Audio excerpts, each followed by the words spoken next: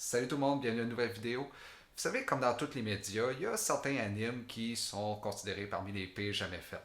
Par contre, ceux-là semblent beaucoup moins connus du public général que, par exemple, les pires films jamais faits. Il y a certains films que la plupart du monde, même ceux qui sont des regardeurs de films très casual, ont au moins entendu le nom et ont entendu parler de leur médiocrité. Planet from Outer Space, The Room, Birdemic, Troll 2. Par contre, quand on parle des pires animes de tous les temps, on dirait qu'il y a juste ceux qui suivent les animes de vraiment près qui en ont entendu parler. Et ça, c'est probablement parce que la communauté otaku est beaucoup plus fermée que la communauté cinéphile. Mais il y a tout de même certains animes qui ont une réputation dans la communauté otaku comme étant les animes les plus médiocres jamais faits. Garci's Wings, Pupa, Psychic Wars, Wanted Man. Par contre, si on regarde ces listes-là de pires animes de tous les temps et qu'on regarde la personne responsable de la création de ces animes-là, il y a un nom en particulier qui semble revenir vraiment souvent, Yoshiteru Sato. Il n'est pas exactement quelqu'un avec une énorme filmographie, puisque maintenant il est plus dédié à l'industrie du jeu vidéo plutôt que d'anime, mais le peu qu'il a réalisé dans l'industrie lui a valu une réputation comme étant un des plus étranges de tous. Il est même considéré par certains comme étant le Ed Wood du anime. Certains de ces animes, comme Generation of Chaos et Skelter 7, sont souvent parmi les plus bas cotés. Mais il y en a un en particulier dans sa filmographie qui semble considéré par la plupart du monde comme étant non seulement son pire, mais comme étant possiblement le pire anime jamais fait, Mars of Destruction. À la base, Mars of Destruction était un visual novel pour la PS2 seulement sorti au Japon qui était lui-même basé sur un manga, qui racontait l'histoire d'une invasion de martiens et un groupe de personnages qui doit les combattre. Une histoire très standard, mais de ce que j'ai vu, le jeu a pas l'air si mauvais, juste un visual novel très standard. Et la même année, le OVA est sorti et s'est très vite forgé la réputation qu'il continue à avoir aujourd'hui.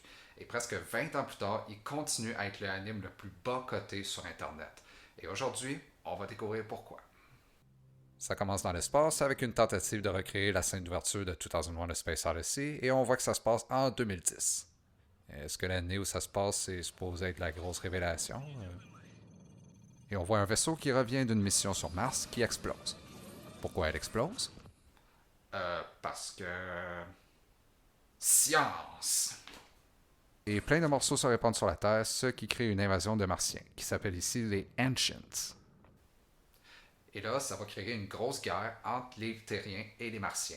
Donc, on n'a aucune idée de ce que sont ces martiens-là, on n'a aucune idée de leur force, on n'a aucune idée de leur capacité, et évidemment, pour aller les combattre, ça va prendre le monde le plus compétent qui soit. Des gens qui ont été durement entraînés pendant de nombreuses années pour se préparer pour la prochaine guerre ou la prochaine invasion.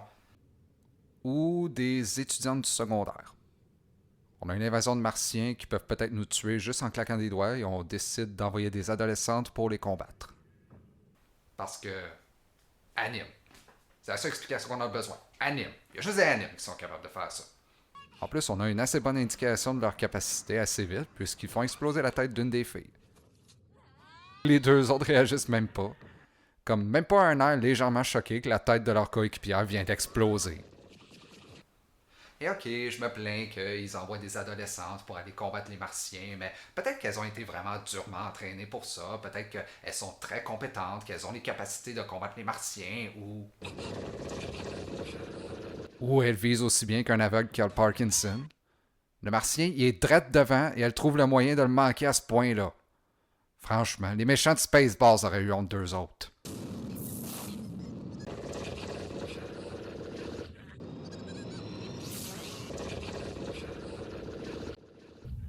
What the hell am I looking at?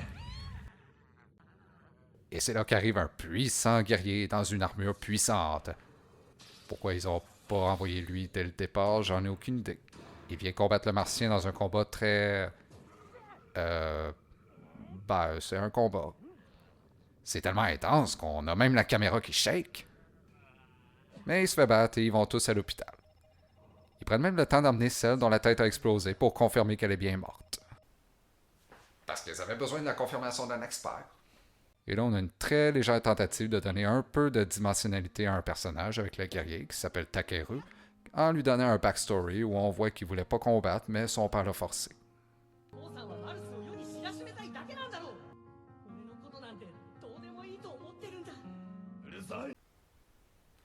Attends, un anime mecha où un gars est forcé de combattre malgré le fait qu'il veut pas combattre, mais qu'il y va parce que son père l'a forcé. Pourquoi est-ce que ça sonne familier? Je vais peut-être finir par m'en rappeler.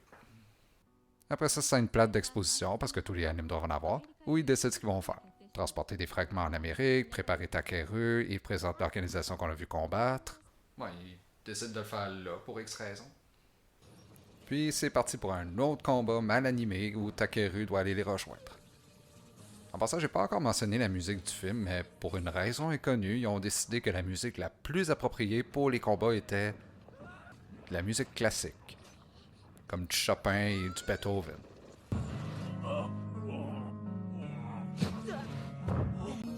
Stop it, please, I beg you! It's a sin! Using one big man like that, he did no harm to anyone! Et ici, on a un grand méchant très menaçant que Takeru et les guerrières vont combattre avec beaucoup de difficulté parce que leurs armes n'ont aucun effet sur lui.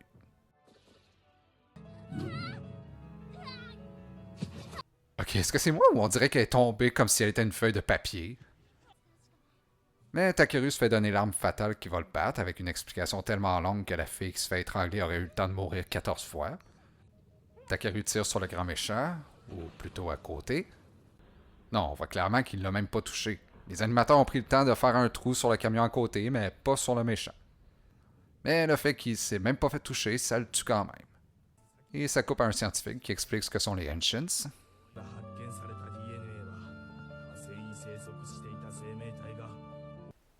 En d'autres mots, des humains. Donc, les habitants de Mars sont des humains et... Oh non.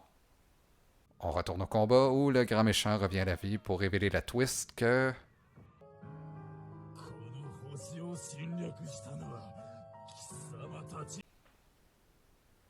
Ouais, c'est ça la twist. C'est que tout ce temps-là, c'était nous autres les envahisseurs. Sais-tu quoi? Tu veux avoir une twist? Fine. J'ai rien contre les twists. Même que j'adore les bonnes twists. Et une twist comme celle-là, fait correctement, aurait pu fonctionner. Hey, c'est le genre de twist qu'un épisode de Twilight Zone aurait pu avoir. Prenons par exemple l'épisode The Invaders, qui est souvent considéré comme un des meilleurs épisodes de la série et qui a une twist un peu similaire. Dans cet épisode-là, des aliens miniatures attaquent une femme sans défense et c'est révélé à la fin que les aliens miniatures sont en fait des astronautes de la Terre qui ont atterri sur une planète peuplée par des géants. Mais la différence entre Mars of Destruction et Twilight Zone, c'est que Twilight Zone comprenait que pour qu'une twist ait un réel impact, il faut avoir un bon build-up avant. L'épisode en entier focus sur créer un réel sens que la femme qui se fait envahir est humaine, que c'est quelqu'un qu'on pourrait connaître et qu'elle doit combattre seule sans défense contre des aliens. On vient sentir un sens de compassion pour elle à cause de ce que les aliens lui font subir et on veut réellement qu'elle puisse les combattre pour finalement découvrir que les méchants sont des humains. Mars of Destruction a aucun build-up. Ça fait juste nous montrer des combats sans intérêt avec des personnages pour lesquels on n'a aucune compassion parce qu'ils sont vides et n'ont aucune personnalité. Ils construisent absolument rien autour de la twist, donc quand la twist est révélée, ça file juste rusher et dans le but seul de créer un choc après un snooze-fest de 19 minutes. Bon, il reste combien de temps là? 1 minute? Ok. Faut que je finisse. Donc par la suite, il se fait tuer par des guns. Ils avaient aucun effet avant, mais là, ça le tue.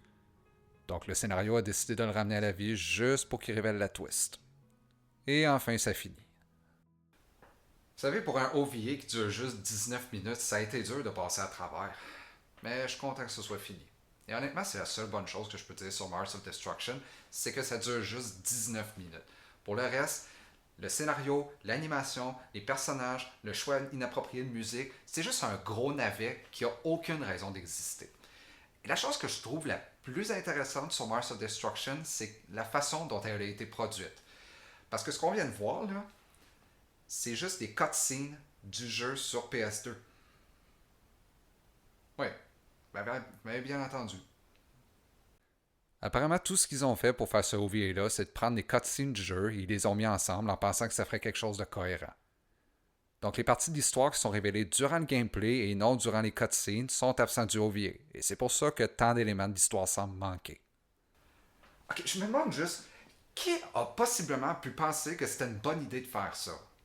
Et encore plus, comment est-ce que personne qui a vu le produit final n'a pas été voir le réalisateur en lui disant, gars, ce que t'as fait, c'est de la grosse merde et a pas fait en sorte que ça sorte jamais. C'est un réel mystère. Et après avoir vu Mars of Destruction, je peux honnêtement dire que c'est la pire médiocrité d'animation japonaise que j'ai jamais vue. Sauf peut-être si je compte... Non! Non, non, non, non, non, non, non, non, non, non. Non, non, non, non, non.